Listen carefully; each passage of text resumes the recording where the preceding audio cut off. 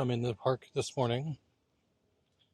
It is after the nor'easter, or at least after the nor'easter that was supposed to hit the city.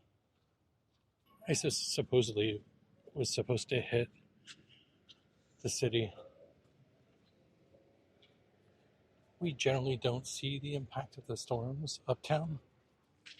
I think the stat is something like Manhattan is below sea level, so an inch of rain is an inch of flooding. I think I mentioned earlier that I was expecting a lot more leaves on the ground.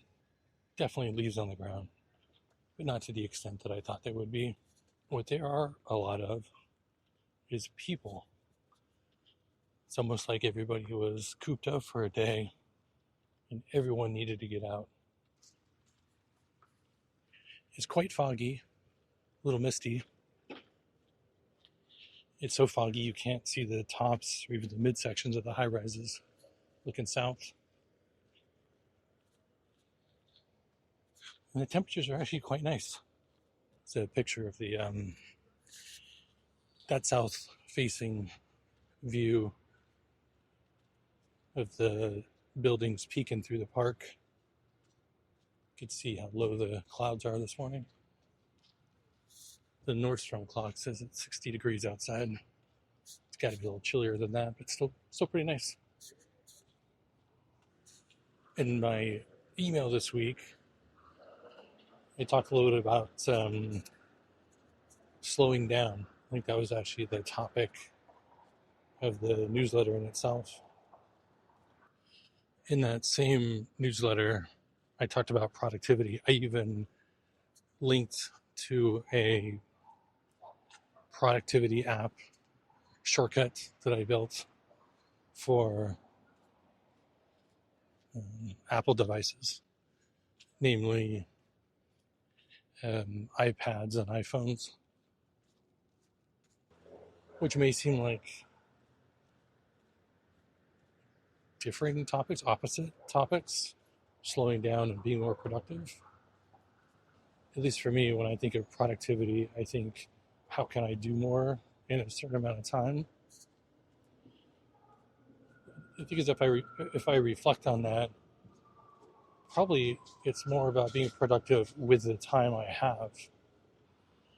If we have a finite amount of time, how do we do more of what we want in that finite amount of time? That doesn't suggest that we fill that finite amount of time with just more stuff. I think it's anything when you talk about savings and spendings. When it comes to time, what do you do with the time you save? If you're productive, if you're being more efficient with the time you have, do you take that time and apply it to the same stuff? Or do you use it to do something different? Rest, go for a walk, exercise, travel, get out. So if that shortcut that I shared saves you 10 seconds and you restart your phone, your device 10 times a week, right? All of a sudden you're getting a minute back in your week. What do you do with that minute? Now, a minute may seem like a small amount of time. Then you start accelerating that over a year. What do you do with that time? You fill it with more stuff because you can, or do you take that time and apply it to something else? At the end of the day, it just depends on us and what we do with our own time. I was reading these two articles this morning. One was around this idea in DC. I think it's called Month Offline. And it's about trading in your smartphone for a flip phone. Their tagline was something like, turn your attention to reality. Something, it was clever, whatever it was.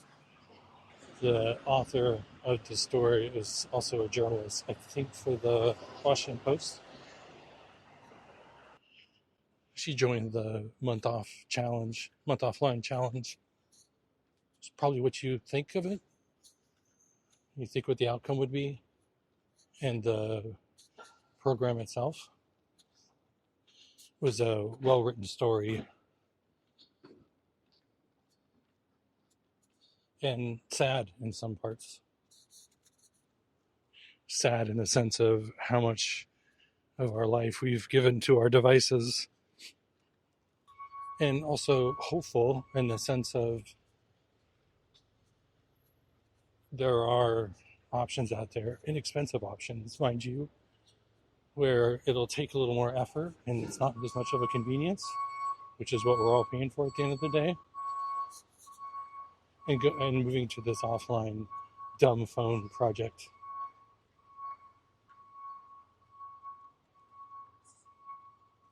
I think the creators of the project initially wanted to do it for a year. They thought that was too aggressive. Totally agree. So they did it for a month. I'd even suggest that doing it for a weekend is a pretty good wake-up call. The second article was probably in direct opposition of the month offline project. It was focused on Sam Altman and his leadership style and just how aggressive he's being in his partnerships, investments, just relationships. I think that AI in its native form, not the applications that sit on top of it, will end up being like the telecommunications company, the telecom infrastructure build out that brought us fiber and ultimately the iPhone and ultimately AI and whatever comes out after that. Without that broadband network, none of this stuff would work. We saw that early on, if you remember 3G. So while Sam Altman might be, building this massive infrastructure, data centers, software to help us be more productive, that might help us slow down, that is not the case for him and what he's building out. So there's always these like ideas and then the direct opposite of those ideas. And you have folks trying both ones to see what fits their lifestyle better. I found those two pieces, particularly this morning, pretty interesting, especially in light of this past week's email.